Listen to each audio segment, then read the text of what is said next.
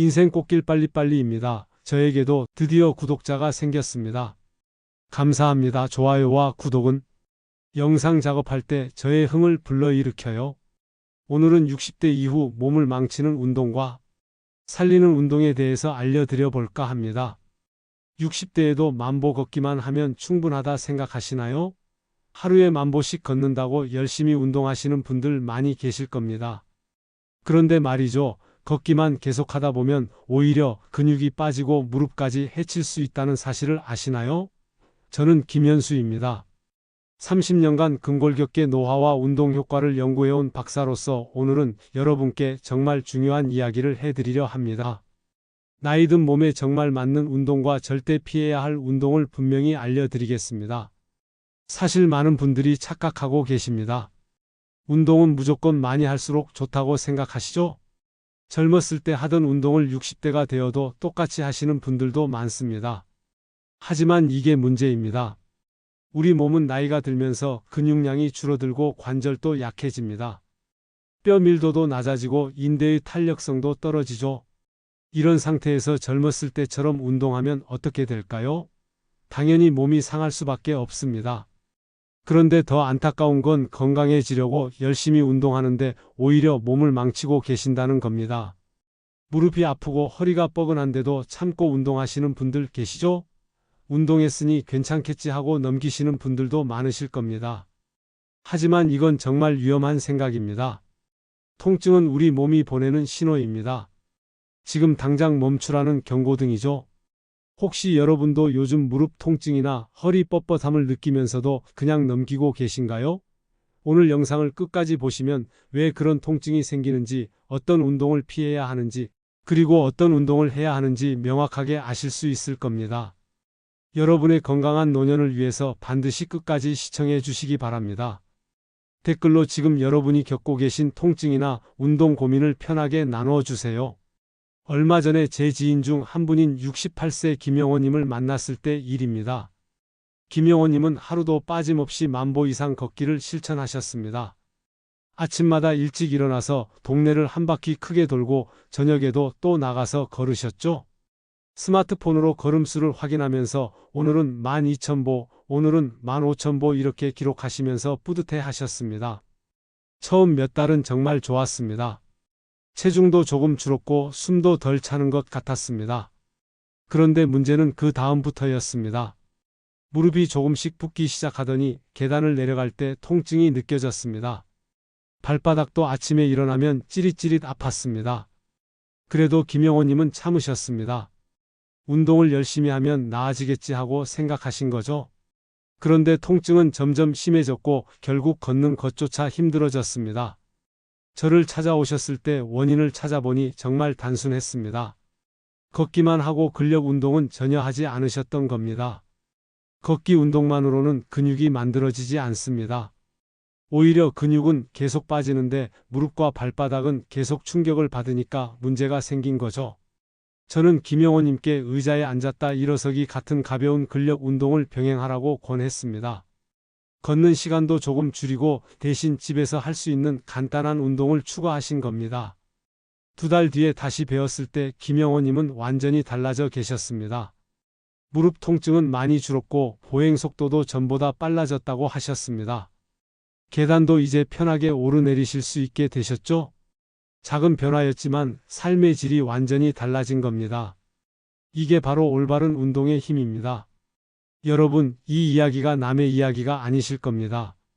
많은 분들이 지금도 비슷한 실수를 하고 계십니다. 그래서 오늘 영상이 정말 중요합니다.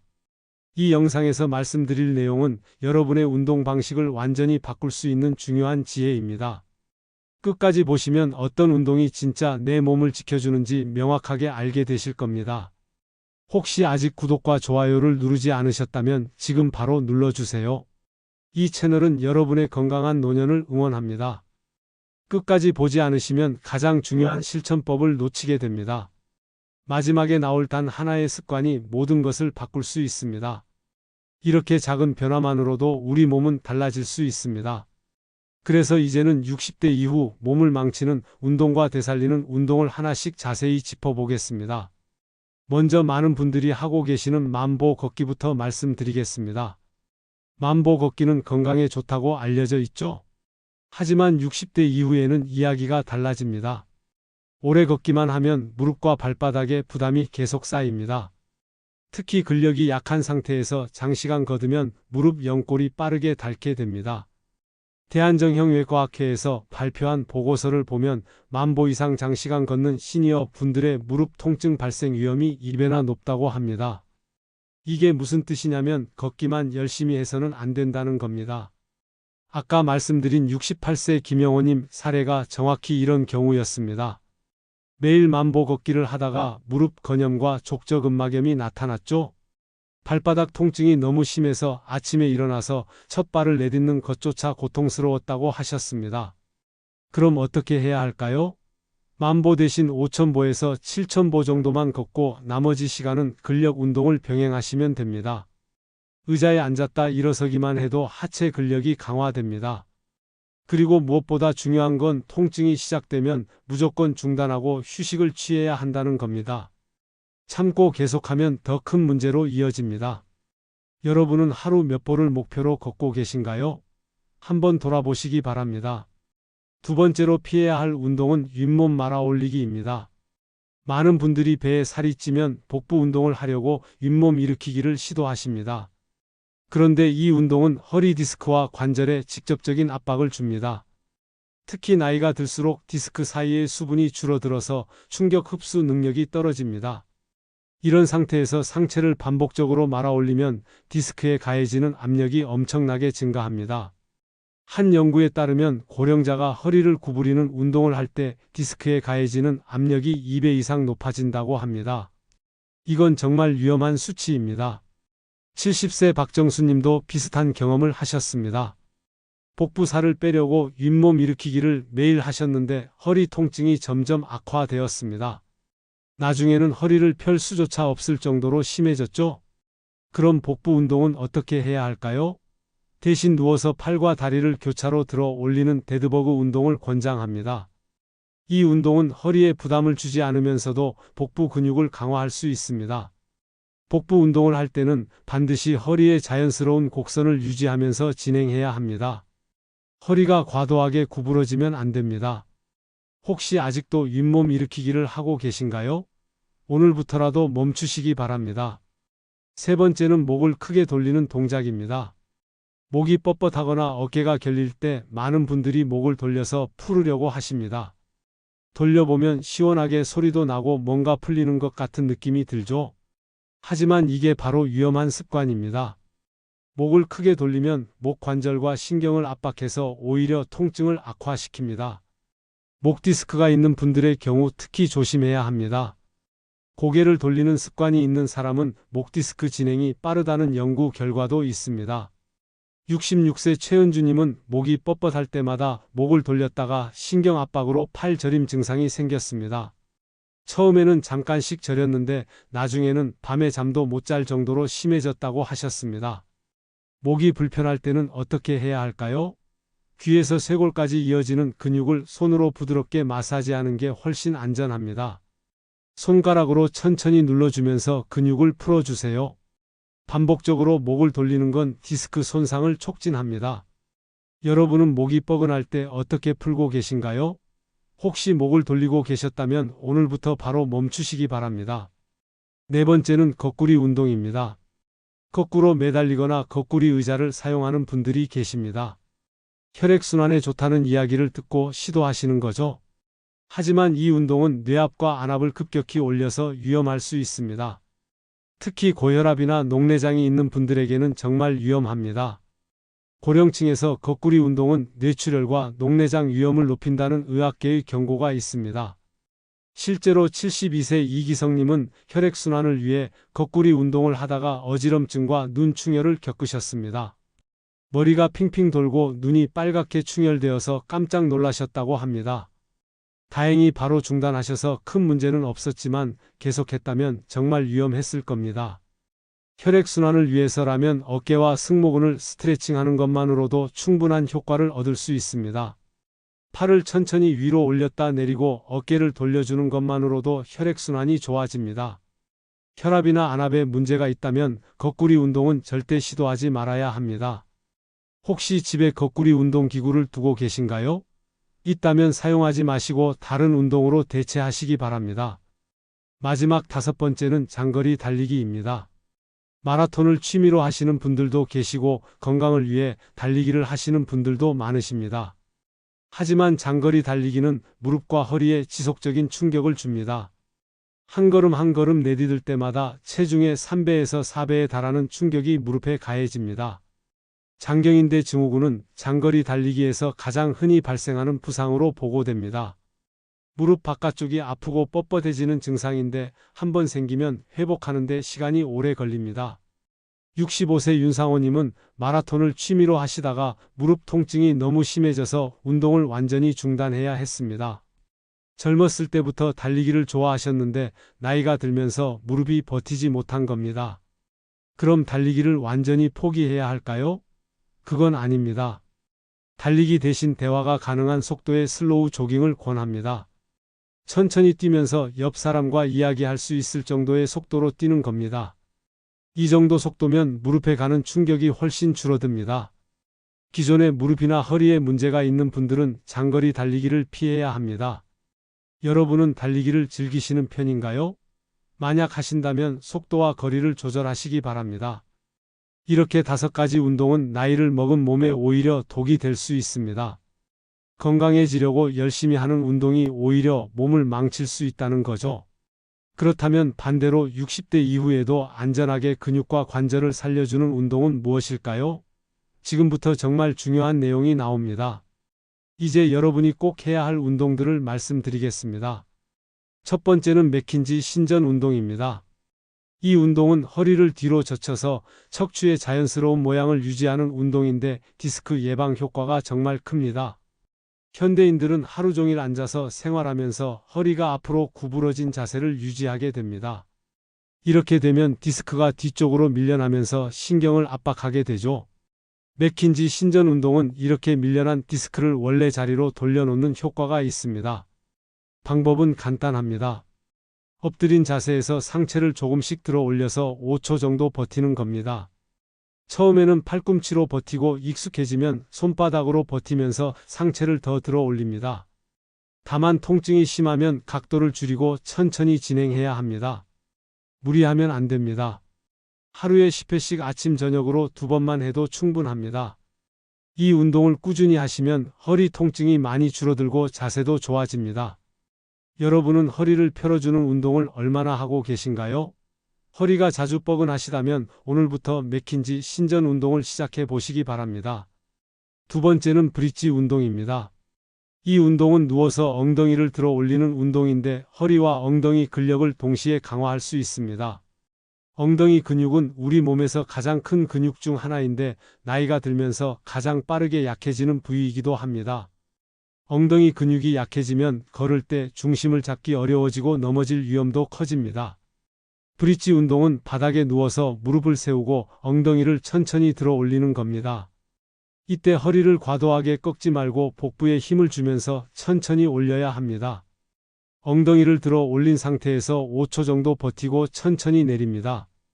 하루 10회씩 2세트부터 시작하시면 됩니다. 처음에는 힘들 수 있지만 일주일만 지나면 훨씬 수월해집니다. 이 운동을 꾸준히 하시면 허리 통증도 줄어들고 걸을 때 다리에 힘이 생기는 걸 느끼실 수 있습니다. 혹시 허리나 엉덩이 근육 강화 운동을 하고 계신가요? 안 하고 계셨다면 브릿지 운동부터 시작해 보시기 바랍니다. 세 번째는 뒤꿈치 들기입니다. 이건 정말 간단한 운동인데 효과는 엄청납니다.